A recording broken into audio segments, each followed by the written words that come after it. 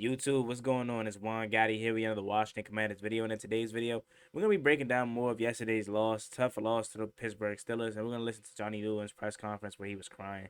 And the corporate of it all, Benjamin St. Juste, also has something to say. I know we really don't want to hear what he has to say, but hey, it is what it is. So without further ado, let's get straight into today's video.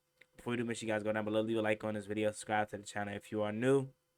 Turn on post notifications so you get notified when I upload new videos like this to the channel. We're on the road to 8,000 subscribers, so that'd be greatly appreciated if you haven't reached that goal as soon as possible. Thank you so much. Let's get straight into today's video. So, I first want to start by saying, man, I'm not hurt. I'm just disappointed because the standard is now different, right? In years past, we would have taken this game as a moral victory. We would have said, "Hey, man, at least we hung in there with the 6-2 Steelers, man, almost." But we just ain't get it done. That's years past, though. The times are different. We expect to beat teams like Pittsburgh. We expect to beat teams like Baltimore. We expect to beat teams that are actually good. And when you don't, it's not a hurt feeling. It's more of just disappointing because we didn't get our tails whipped. We literally sold. We sold. I get all the other points that Zach Ertz, fourth down conversion where I'm screaming, why drop to your knees right there? When the ball was in the air, I'm screaming, why drop to your knees? Uh, you got the Jaden Daniels missed throw to Luke McCaffrey. So many other plays. Noah Brown dropped. Like, there were so many times where Washington had an opportunity to just close this game out, and we didn't. We were up 10 points, though. Like, even before Pittsburgh came back and responded and got the touchdown to cut it to 3, we were up 10. What was it, 24-14 or something like that? We took the lead going into halftime, came back out of halftime, scored a touchdown. 24-14. There's no way you lose that lead like that, man. And for me, even still losing the lead or them cutting the lead back, I fully expected to respond. And we just didn't. We just didn't. Like, we kept forcing them to punt. But we just kept giving them the ball right back. Giving them the ball right back. Like, just nothing seemed to click in that second half outside of that first drive. I will say, I'm not mad because Washington is still sitting in a good spot. It just goes into Thursday with a much more deeper meaning than it already did. It already had a deep meaning to it because it's Philly and it's two good teams going at it for the NFC East.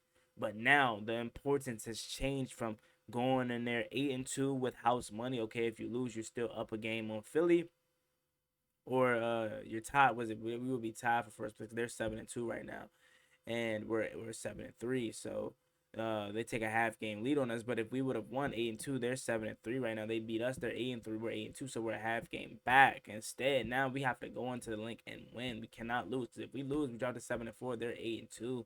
We're 8-3. You're now what? I think I saw something like a game and a half back of them, or even 2.5 games. Something crazy like that I saw that was just ridiculous. But it just made it that much more important to win on Thursday. And even before the game was over yesterday, I said, like, on Protect Stream, and I've been saying, going back to my off-season predictions, I said this stretch right here is brutal. We're not going to win both games. We're going to win either one, Pittsburgh or Philly. We're going to lose to one of those teams.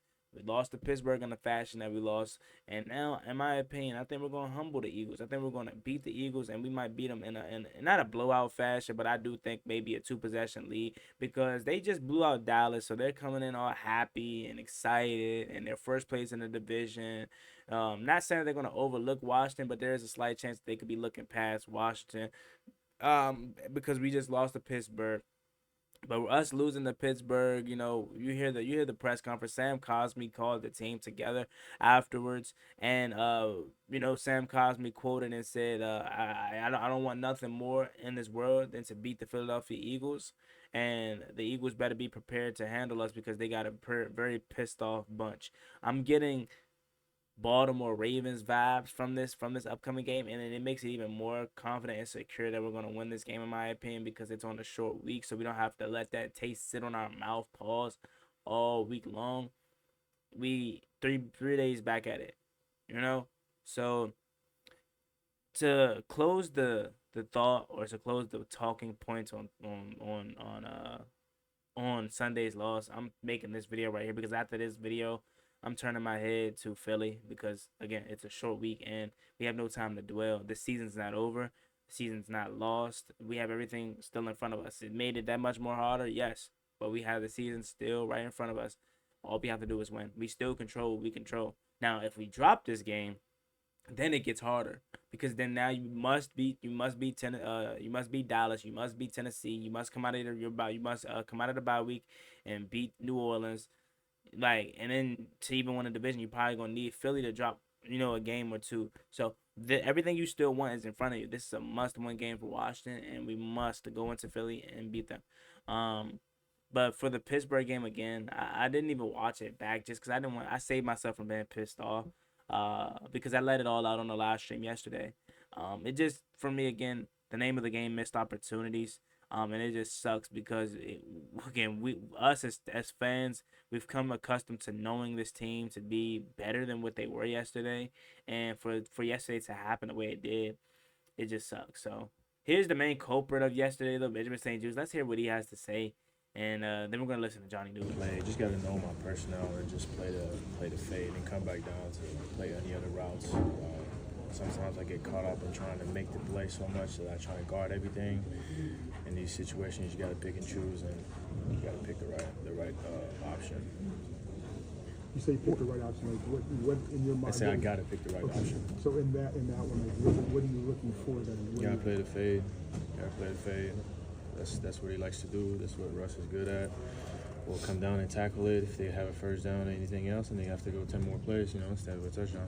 So, in my understanding, right, again, I'm not trying to continue to harp on Juice. Juice is what he is. We know what he is.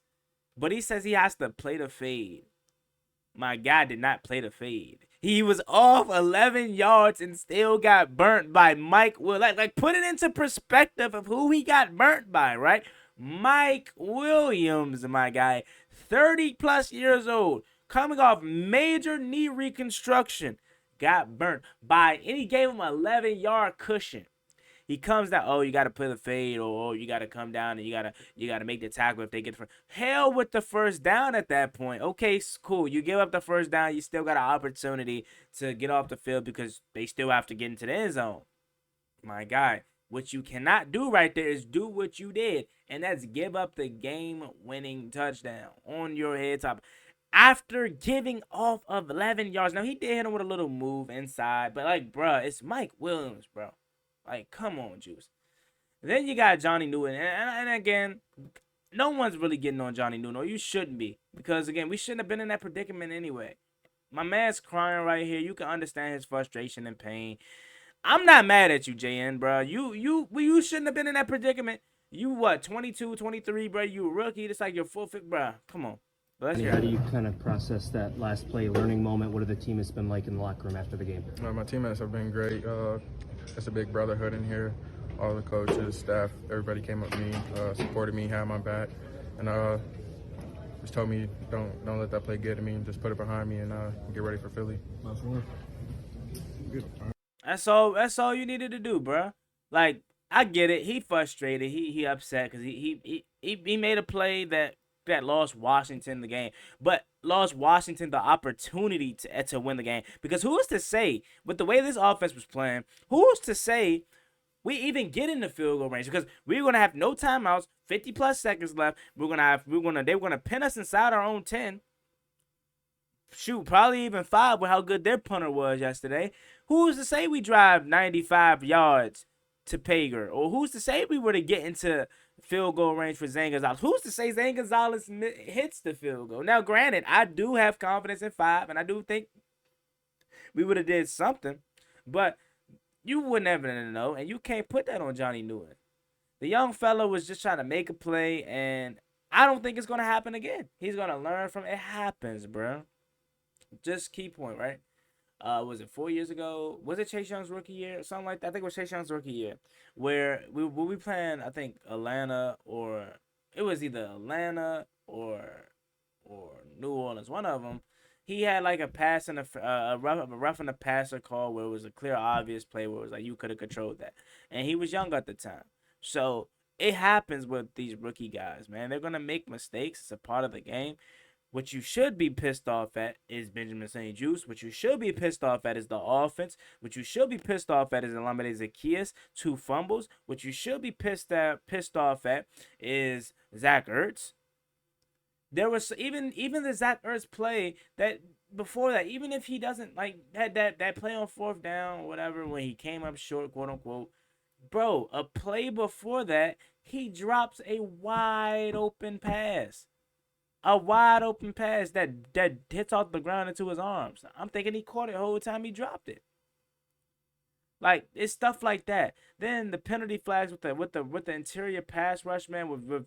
I ain't gonna lie to you. I think yesterday proved to me that a healthy Tyler Biadasz is what's keeping this offensive line together. Because after Tyler Biadasz suffered his ankle injury and he was never the same, that's when the interior pass rush started to get there, and that's when mess up a young quarterback the most, and mess up any quarterback really. Every single game is or every single time is interior pass rush, and that's something that we haven't had yesterday. I mean, all season long until yesterday, and you see how the game went. And even with 5 not having his best game, he still had a pretty solid game and still put us in position to win. But look at this throw right here. This is one of the plays that didn't count. But look at Jaden Daniels making a play with his legs, finding Luke McCaffrey. But look, penalty flag. This is one of the plays that goes into the reasons that we lost. You control what you control here. Great ball, great catch. That is actually Noah Brown. I mean, come on, bro. That's a play right there that gives you a first down, gives you some momentum. Instead, you get a penalty flag and it doesn't count. And that's also for all the people that out there saying, oh, 5 played his worst game by far. 5 did not have a good game. He didn't. He definitely had some missed throws, but he still put us in position to win this game.